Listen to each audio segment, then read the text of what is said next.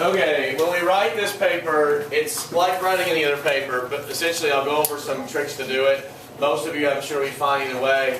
But when you read the biography, I don't suspect that you'll read every single page. If you do, that's great, but you don't have to read all the pages of a biography to understand the impact of a person. Does that make sense? It's not a novel where the last 5 pages tell you who did it or whatever, right?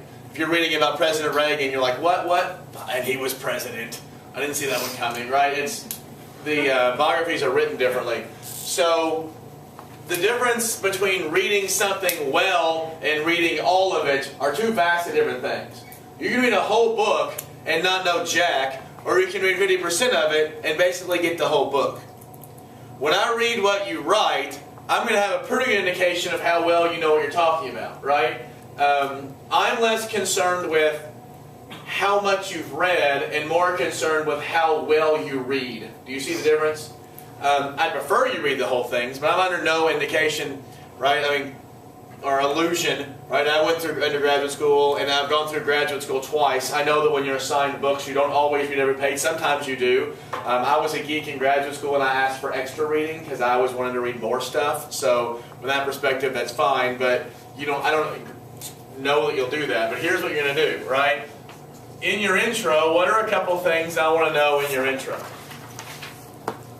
By the way, I don't want a book telling me all about a dude or a chick or whatever, right? I don't want this whole thing to be about, I don't know, Kara, who are you reading about? Fitzgerald. Okay, I don't need the whole book telling me Fitzgerald's life story. That's not what this is about. What is this paper about? Impact, right? I want to know about impact. So part of your biography is probably going to be telling you all about Fitzgerald was probably a first chapter said Fitzgerald in early years or something, right? And you've got to read about when he was a kid and what puberty was like and whatever. I don't care about that. What I want to know is impact. So some of the biography is relevant, some of the biography is not relevant. So in your intro, you can tell me a little bit about the person, right? So you can give a little bit of background, right? You can even talk about the author a little bit, if you're writing about I gave Taylor a book about Reagan by a guy named Richard Reeves, and he's a really important biographer, right? Richard Reeves wanted to look at Reagan because of yada, yada, yada. Ronald Reagan was born in blah, blah, blah, and he grew up in yada, yada, and went to, see what I'm saying? A little bit of background information is fine. But by the end, what I want you to get is to your thesis. And what is your thesis going to try to prove? How this person was impactful in America. Does that make sense? Alright, so I need to know how was this person impactful, and then you need to organize it. So every paragraph or set of paragraphs will be focused on different ways that person was impactful. So if it's President Reagan, obviously you can look at how he impacted America from a sort of like Reaganomics, right, economic stuff, or how he changed politics, or how he changed the nature of how we see America. There are different million things, right? Which one are you doing? Do what? Springsteen. Yeah, Springsteen's a great example, right? It's not just that Springsteen was cool, and he is, and he was, but he also changed the way we looked at lots of stuff, right? So see exactly how these people changed America, organize that, and then write about it. Now, how is this supposed to help your reading? How are you supposed to read on a different level by doing this? Mr. Sayer. He's never been here. Put my other hand up. You can read to look for something. I can't hear you. You can read to look for something. Yeah, when you're reading, you're trying to look for impact, right? When you guys read nonfiction books, you need to be finding thesis and looking for evidence to prove it, right? Just like when you write papers, that's essentially what they're doing. And to really get a book really well, then you can do it that way. In fact, that's going to help you read a lot more, a lot faster without having to read lots of stuff. When you go to college, you're going to be... Does anyone want to go into like anthropology or political science or history or anything where you read a lot? Because if you do, you're going to have to cycle through lots of reading really fast, right? I mean, you're assigned, if you go to a decent school, a lot of reading. if you are, who wants to go into the sciences? If you're going to the sciences, you're going to be assigned less reading, but the reading what you need to know per chapter is very, very high, right? So the more that we can get a lot out of everything we read, the better it is for you. I talked to you about efficiency in studying, right? Well, if you want to be efficient, you need to find the theses and look for evidence really quickly, and that's how you can do it, right? I'm trying to teach you essentially to gut stuff and get to the big parts first. So now, every single one of your body paragraphs is just going to be like every other paper you've written, where you're going to have, right, a topic or a mini thesis, and then you're going to use evidence to prove this. And where is your evidence coming from? It's coming from the book and from your analysis, right? Can you bring up other stuff, like if you want to read a little bit of background on this website or that website? Sure, make sure you cite it, right? You have to give evidence where you find it. But yeah, if you want to bring up other evidence, that's fine. If you want to bring up what you know, that's fine. But you need to use the author's words as a way to prove it. And when you're quoting something, I'll get to you 1 second. When you're quoting something, the being verbs don't count inside the quotes. We talked about that, okay? But I don't want tons of giant quotes. You want smaller quotes that are going to work within the flow of your paper. Does that make sense? I know in AP language you guys kind of are like, here's what this quote's going to be about. Here's the quote. Here's what this quote was about. Does that flow very well? That's a different type of writing, and I'm sure Ms. Boone will tell you that that's sort of just specific to that AP class to make sure you know how to analyze stuff. But when you're analyzing evidence and you're using it to prove stuff outside of AP English, it needs to flow, right? If I don't know what the thing's going to be about and then what it's about, well then that's a problem in the first place, right? That means that it doesn't flow very well together. You want your quotes and your evidence to flow, right? The faster I can read this, the better you're going to have, the better paper it's going to be, and the better grade you're going to get. I have 2 questions.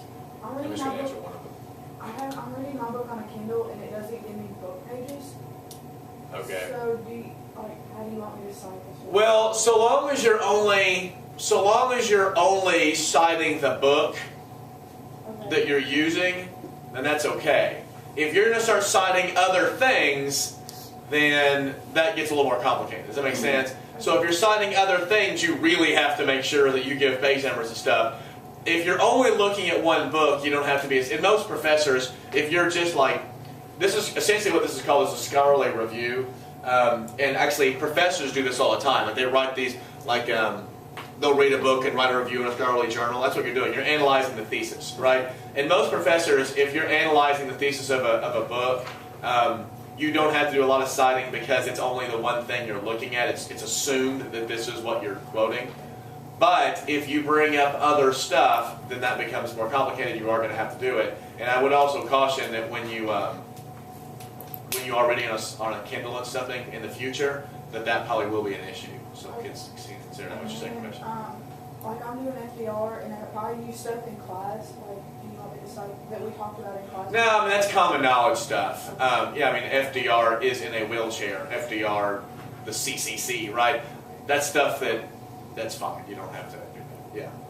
Like, since we're going on a similar essay format, you know, like multiple body paragraphs, each an idea for each one, could you split those into like, I guess, sub-paragraphs? Because like I have multiple paragraphs on one idea. No. The paragraphs don't, each paragraph doesn't have to be about something completely new. Yeah. Each paragraph just has to be focused on what it's talking about. You don't have to have, what is this, a 5-page paper or something like that, 6 pages? 5 to 7. You don't have to have 3 giant 1-page paragraphs. I just want every paragraph to be organized. I don't care how you organize it inside the paragraph, so long as it is organized and focuses on the main thesis. Okay, that's all that professors or teachers are going to care about, is that it is organized. Usually, when I ding you guys an organization on your essays, it's not how you're organizing it; it's that it's not organized. Does that make sense? Other questions? Yes. But you said that you didn't want it to be like their childhood or whatever. But if you can organize it by like abstract ideas, like the conflict between like Midwestern ideals versus big city ideals from the East, their childhood plays into that. That's fine. That's fine. What I'm trying to get that's if you're analyzing it because of what he went through. I mean, everybody you're reading is going to have experiences that are going to impact the way that that person sees the world and influences society. That's fine. What I'm saying is, I don't want a paragraph about his teens, a paragraph about early child or early adulthood, and a paragraph of the end of his life. I don't want you telling me about the person. I want you to tell me how the person impacted. If Fitzgerald's life in his teens is relevant to how he impacted this kind of discussion, fine. It's absolutely fine. In fact, it's expected. But I have had papers where the person just wants to tell me, and then Reagan did this, and then Reagan did this, and then Fitzgerald did this, and then this, and then this, and then this, the end, and things were great, right? That's what I don't want.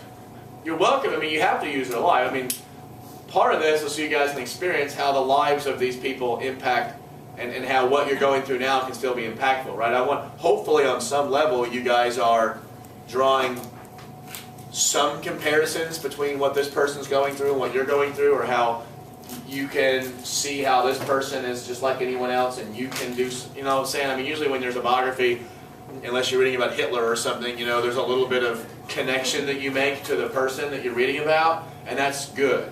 Hopefully none of you are like, Stalin, I get it. All right, I can see that. So anyway, that's a fine question. I hope I does that make sense what I'm saying? Okay. Other questions? No? I can't really phrase it well, but Is it broken? yeah, a little bit.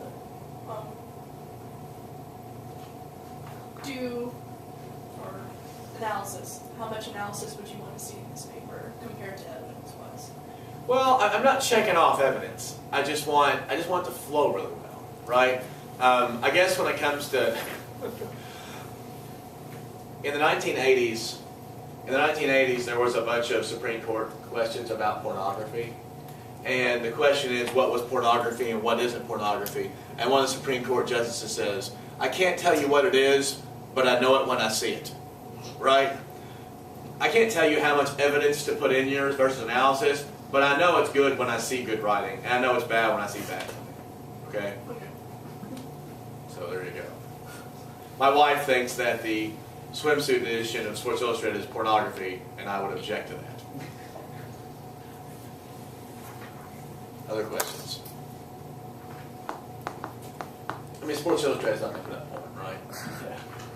Chicks and bathing suits. Any other questions? All right, can you stop that for a second now?